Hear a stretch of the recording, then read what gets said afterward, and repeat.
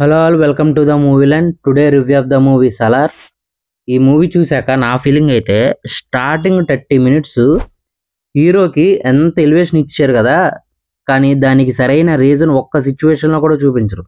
ఏంటి ఈ సినిమా కూడా దొబ్బిందా అనుకున్నా. బట్ 30 మినిట్స్ తర్వాత నుండి క్లైమాక్స్ వరకు చూసిన తర్వాత తప్పలేదనిపించింది. ఎందుకంటే ఆ తర్వాత వచ్చే యాక్షన్ సీక్వెన్స్ కానీ హీరోకి ఇచ్చిన ఎలివేషన్ కానీ మామూలుగా ఉండదు, ఒక రేంజ్లో ఉంటుంది. బాహుబలి తర్వాత ది బెస్ట్ అవతార్లో చూస్తాం మనం ప్రభాస్ గారిని. ఒక్కొక్క యాక్షన్ సీన్స్లో కానీ, స్లో మోషన్ సీన్స్లో కానీ, అండ్ ఎమోషనల్ సీన్స్లో కానీ, ఎలివేషన్ సీన్స్లో కానీ నెక్స్ట్ లెవెల్లో చూపించాడు ప్రశాంత్ నీల్. అండ్ ప్రభాస్ లుక్ విషయానికి వస్తే ఆది పురుష్ అండ్ అంతకుముందు తీసిన సాహు సినిమా లేదంటే రాధేశ్యామ్ మూవీస్లో ఆయన లుక్ చూసి ఎవరైతే ట్రోల్ చేశారో వాళ్ళందరూ నోరు మూసేలా చేశాడు ఈ మూవీలో. అంత బాగున్నాయి లుక్స్ ఈ మూవీలో.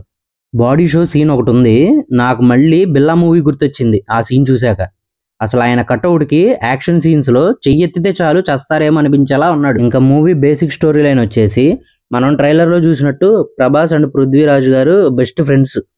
కొన్ని రీజన్స్ వల్ల చిన్నప్పుడు విడిపోతారు. ఆ టైంలో దేవ వరదకి మాటిస్తాడు, అంటే ప్రభాస్ గారు పృథ్వీరాజ్ కుమార్కి మాటిస్తాడు తను పిలిచినప్పుడు కాన్సార్కి మళ్ళీ వస్తానని. సో వరద దేవాని ఎలాంటి సిచ్యువేషన్స్లో పిలిచాడు, దేవా కాన్సార్కి వచ్చి ఏం చేశాడు, అసలు బయట సాధారణ మెకానిక్కి ఉన్న క్రూయల్ పాస్ట్ ఏంటి, ఈ ఎంటైర్ స్టోరీలో శృతి హాసన్ రోల్ ఏంటి అనేది movie plot. Prashanth Neel direction, BGM, production value, cinematography, elevations, character performances ఒకటేంటి మూవీలో అన్నీ చాలా హైలైట్గానే ఉన్నాయి.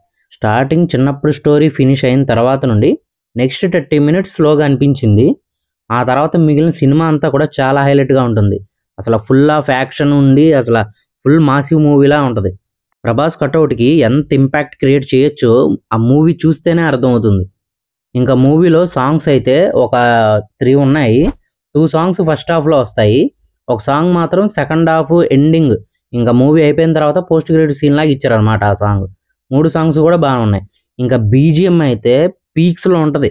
అసలు ఆ బీజిఎం వల్లే ఆ యాక్షన్ సీన్స్లో ఎలివేషన్స్ కానీ అన్నీ బాగా సెట్ అయ్యాయి. అసలు ఆ హీరోయిజాన్ని నెక్స్ట్ లెవెల్లోకి తీసుకెళ్లి చూపించాడు ప్రశాంత్. అండ్ సెకండ్ హాఫ్ కొంచెం కన్ఫ్యూజన్ క్రియేట్ చేస్తుంది. క్లైమాక్స్లో మాత్రం జాగ్రత్తగా చూడండి, అప్పుడే రియలైజ్ అవుతారు నెక్స్ట్ పార్ట్ ఇంకెంత పెద్దగా ఉంటుందో అని. సో ఫైనల్గా మూవీలో చాలా క్వశ్చన్స్ అయితే వదిలేశారు సెకండ్ పార్ట్ కోసం. అండ్ ఫస్ట్ హాఫ్ 30 మినిట్స్ తప్ప మిగతా సినిమా అంతా కూడా ఎలివేషన్స్తో తక్కువ రివీల్ చేసిన ఎక్కువ స్టోరీతో బెస్ట్ సాటిస్ఫాక్షన్ ఇస్తుంది. ఈ మూవీకి నా రేటింగ్ అయితే 4 ఇస్తా, అంత నచ్చింది మూవీ నాకు. సో రివ్యూ నచ్చినట్లయితే లైక్ చేయండి, షేర్ చేయండి, మీ అభిప్రాయాన్ని కామెంట్ చేయండి, ప్లీజ్ సబ్స్క్రైబ్ చేసుకోండి.